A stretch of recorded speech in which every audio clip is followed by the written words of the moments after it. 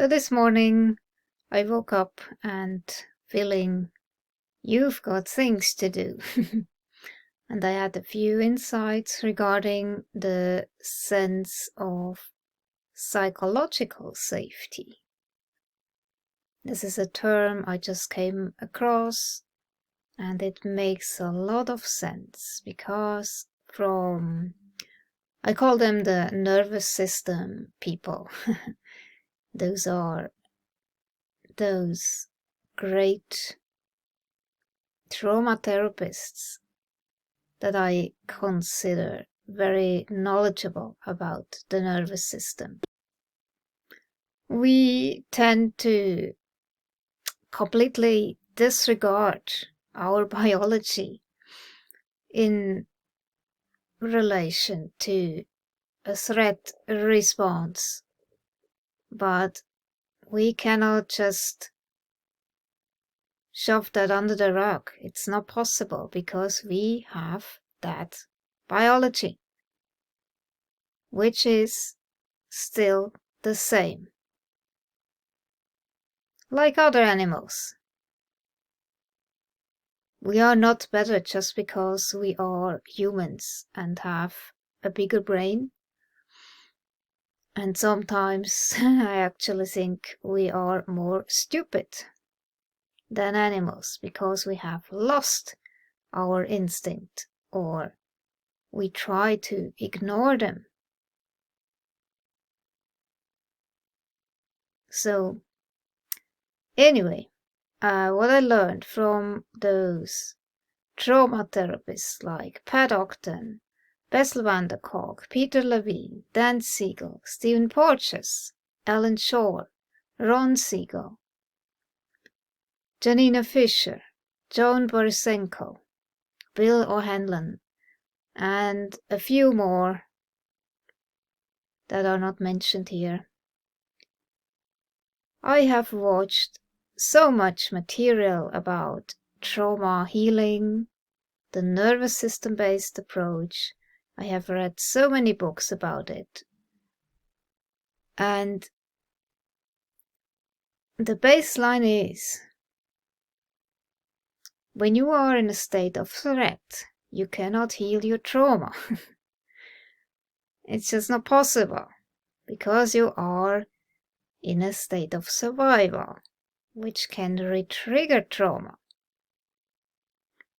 The only external resource that people have that's even halfway safe is the therapist's nervous system, right?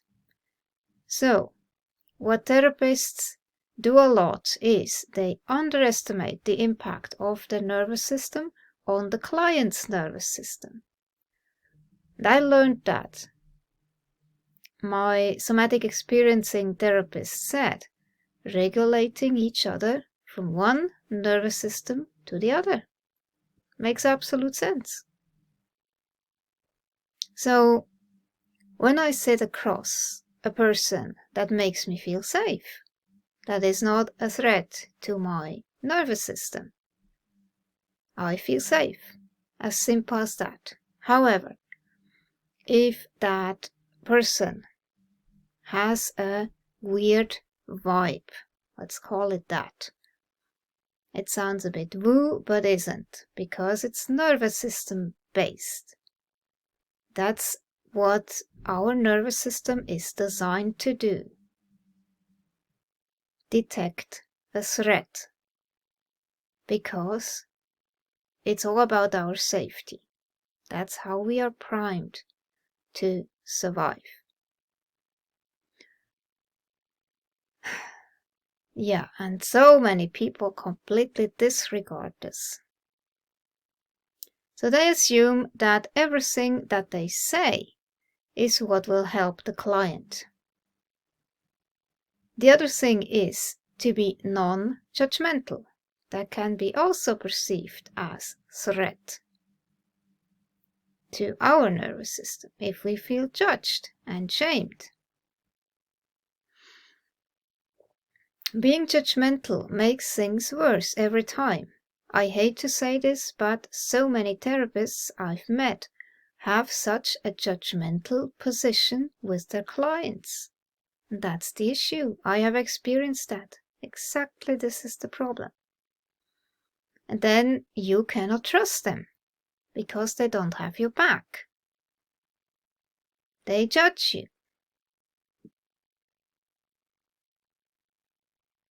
They judge your behavior. When it's just your behavior that reacts to them judging you. So the therapist's nervous system is actually teaching even if they're not saying a word. And so many times therapists can't calibrate their own nervous system. What they can do is they can give a lot of good advice and mean well actually. Or they can say a lot of things, but the nervous system is sending the message that they are unsettled. And to your nervous system, that feels like a threat. You don't feel safe. What happens in the brain during a potentially traumatic event? This kind of trauma is experienced as shame. Theologian, philosopher, and counselor John Bradshaw explored shame thoroughly. He distinguished innate shame related to healthy humility and toxic shame, acquired through experiences of abandonment, rejection, blame, and abuse that oppress us into believing our fundamental humanity or true self is defective and flawed. Chronic invalidation can lead to an oversensitive danger alarm in the body-mind, waiting to be activated by the smallest trigger. The humanly erosive process of chronic invalidation. So being judged is an invalidation. Is constantly at work through stigma and stigmatizing micro events that can make us feel like crawling under a rock or even aliens on this planet.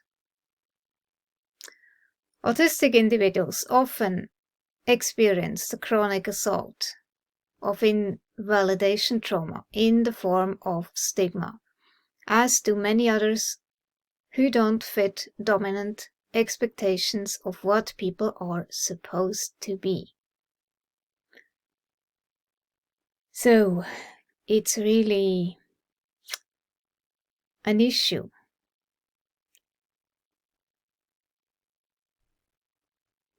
Because crawling under a rock, feeling alien, that puts you in a state of chronic freeze or compliance just to appease the predator, those who judge, those who criticize, those who shame you, those who make you feel that something is wrong with you.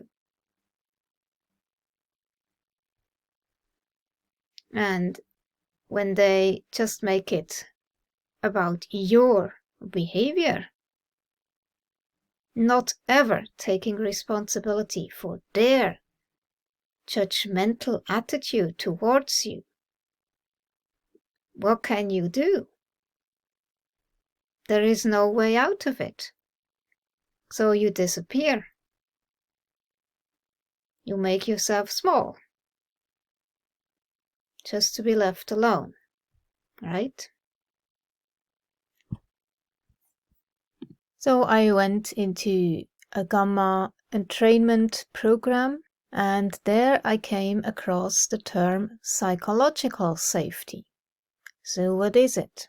When we perceive a threat, such as being embarrassed in public, our brain activates the survival instincts, and all reasoning goes out the window. So that is it in a nutshell. And the most important one is survival. Our primary goal, programmed at the deepest level of our mind and brain, is to survive. And our ability to adapt to our environment to make sure that we can survive. So that's primary, the first thing that's programmed into us as a human being. Now, for us to survive, we need to feel safe. And if we think back to caveman days when we were cavemen and cave women, we'd come out the caves and any change on the horizon, anything that looked different out there, could quite literally threaten our survival. So any change out there made us feel unsafe, because that change could be a tiger or a saber-toothed tiger or a dinosaur or a wolf or whatever it was, a predator of some type that could see us as food, right? So that's the caveman days, and that primitive fight, flight, stress reaction brain structure, looking outside, seeing something different, something has changed, creates a stress response inside, and that kept us alive. So that primary pattern is still active within us today, except of course now we don't have, for most of us, physical threats in our environment where our physical safety is threatened. Now we've got modern life and our personal history and all our memories, associations, experiences, good and bad, all wrapped up from when we were, 0 years old through those first 7 years in our teenage years to wherever we are now. We've got that, our history wrapped up in our subconscious mind. Now, with this programming, it is still our priority to be safe, to be secure, to survive. So what we need now is the feeling of psychological safety, emotional safety, more than that feeling of physical safety, because those threats are not as it were in the caveman days. But the psychological safety, us feeling safe that it's okay to make a change, to do something different. Psychological safety at work. I think this is very important. And I have felt psychologically threatened by superiors who just barged in, started to ordering me around, criticizing what I was doing, and basically taking over and standing in the way and just being the complete opposite of encouraging or creating a space of safety to my nervous system that already has experienced a lot of trauma. That was such a threat to the point where I literally ran out away just to be safe. And it's seriously concerning that that company said to my face they expect their workers to adapt and comply 100%. They don't make adjustments. And I was actually fired for being autistic, for disclosing my diagnosis. Because to them it was clear I could not comply 100%. I could not just adapt to any change. I think that was basically the reason. And it started with me not being able to wear a mask. That was the trigger which led to this whole conflict. And I have an accept, but that was not respected. So workplaces are literally such a threat to any nervous system that has experienced trauma already.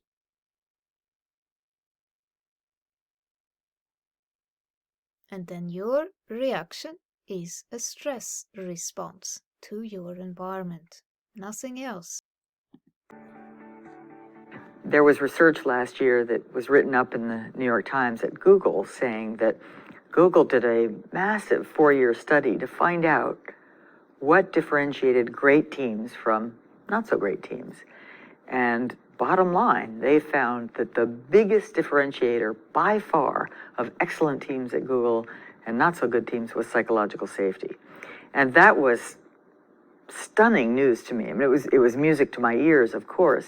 But the reason why I think that's very important news for people in any organization is that I, at least, had a tendency to think of Google as full of unbelievably smart people, which I think is absolutely the case, but people who wouldn't necessarily have a problem sharing what they're thinking. That there would be just uniformly a high level of confidence that I can say what I'm thinking. But it turns out, no, even at Google, it varied greatly from team to team, and that made all the difference. We live more and more in a knowledge economy. That is, it is the knowledge, the ideas that people have, that people bring, that organizations bring, that really add value in the marketplace. So it stands to reason that we need to hear from people. And yet, the research, the data are overwhelming that many people feel they can't speak up at work. In many companies, it might be as many as half the employees are reporting that it really doesn't feel safe to speak up. That means we're losing enormous value. And so if we aren't hearing from people, we may be missing out on a game-changing idea, that could become part of a new product or a new service. Or we might miss an early warning of a threat in the market that someone saw but felt unable to bring the bad news to their boss.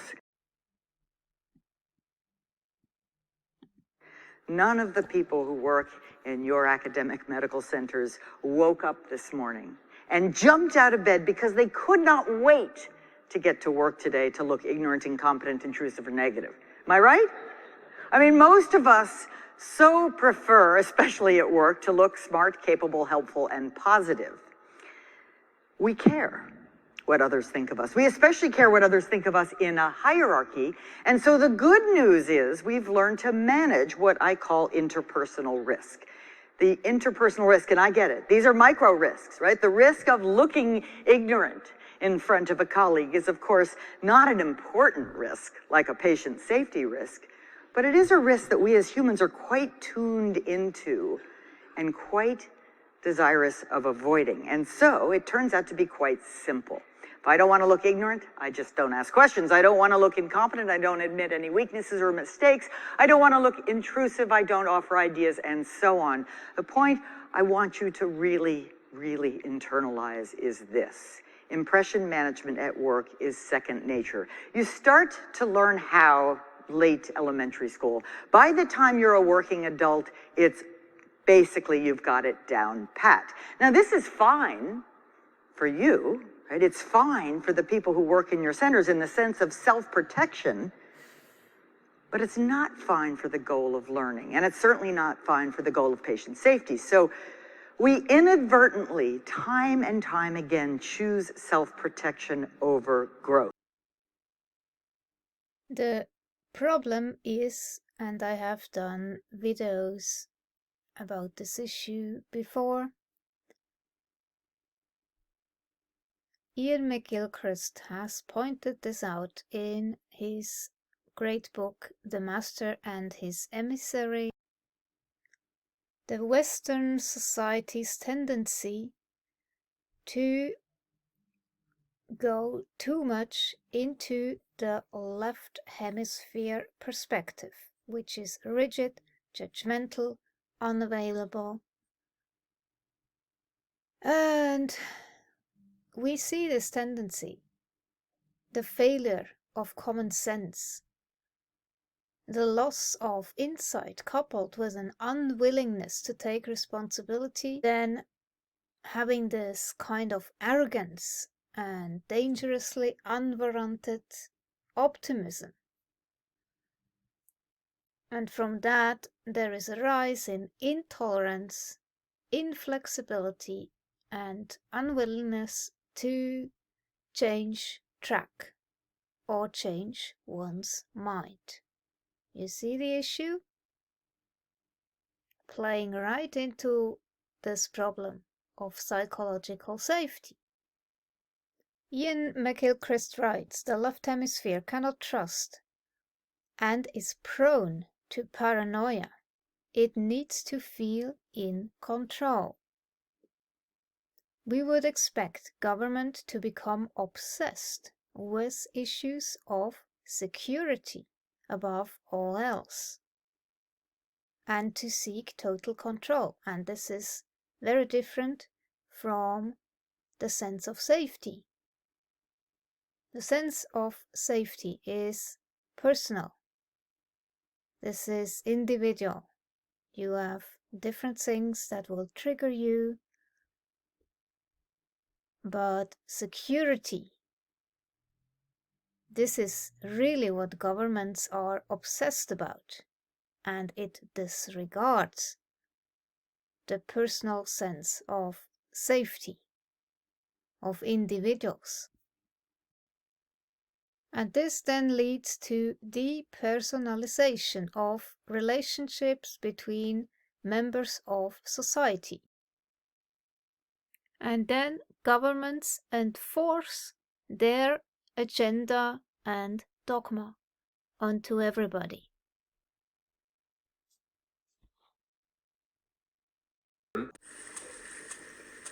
Good morning. Happy Sunday to you. So I just finished a very complex meme where I'm trying to show what happens when you are thrown out of your window of tolerance. I have made videos about the window of tolerance before, and now I came across different information, so I try to integrate that so you get a more holistic picture what this means, because still so many people don't know about the different states when you are in survival mode and when you are not. So this is a very important topic to me, because so often you get misunderstood and then people judge your behavior when it's just a reaction, a stress response to a perceived threat. And it's actually those people that triggered that stress response because of their behavior, their judgment, their way of treating you as a moron or something. At least that's a trigger to me when people basically tell me I'm an idiot and I cannot be taken seriously, I don't know stuff. I was trying to put into an image what was said in those videos about the psychological safety, which obviously is a state that you are in when you are within the window of tolerance. This is how we feel when we are at ease, when we are relaxed. It's our comfort zone. It's the learning zone. But very quickly, our nervous system can detect a threat. And usually people go first into fight or flight, or then they fall into a freeze state, or even complying, which is the fawn response. And this is not the same as being agreeable and tolerant and stuff like that. This is very clearly a stress response. You appease the predator.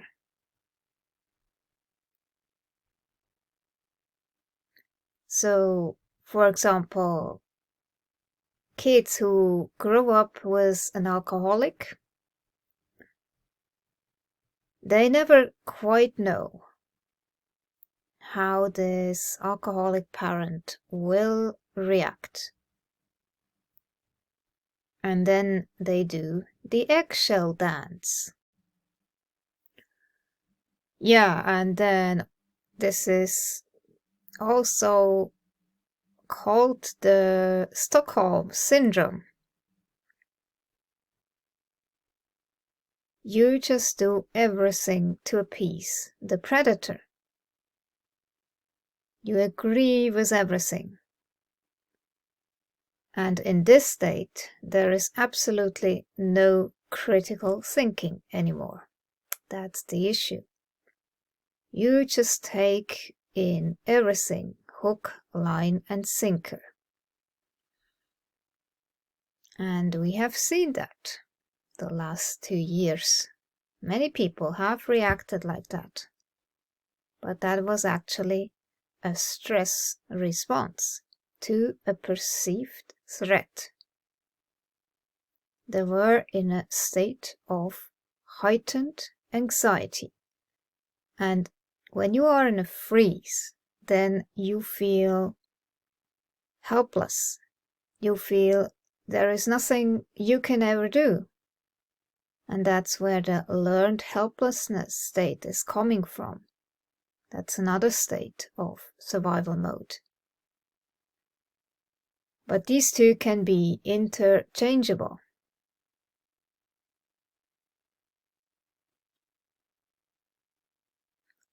And this is actually worse, I would say, than being in a fight or flight. Because here you have still some action. Here it's all passive compliance. And here people still dare to speak up, defend themselves, say what they think.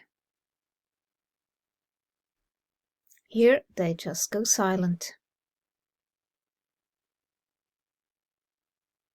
But still, the goal is to be within the window of tolerance. Because being in a stressed state for a long time obviously has consequences.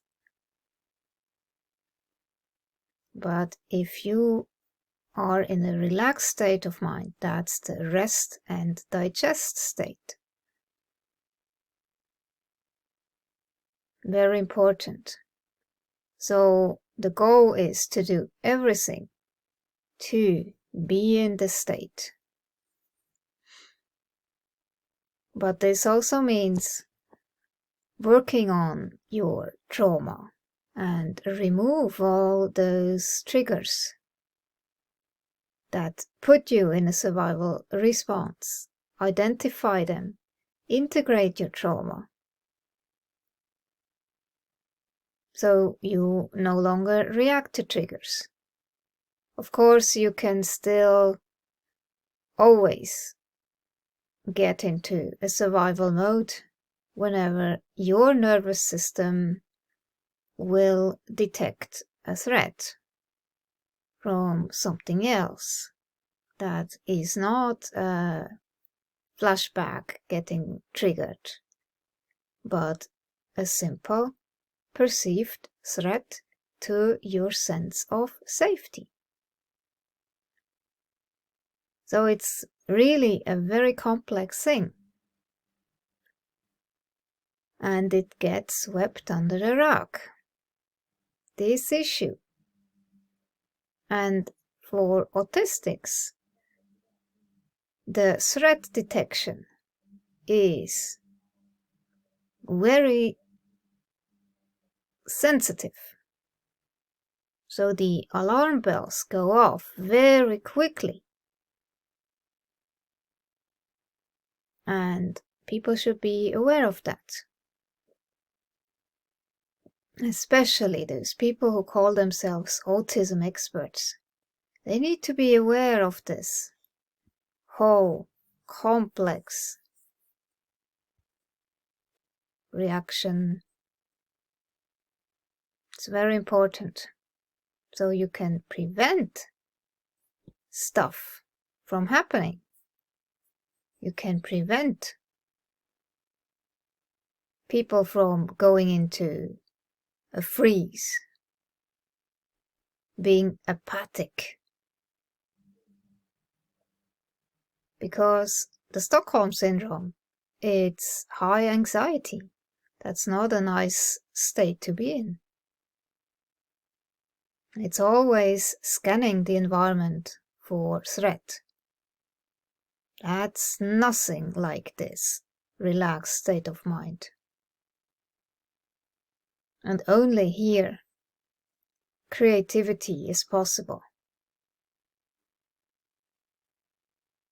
That's your peak performance.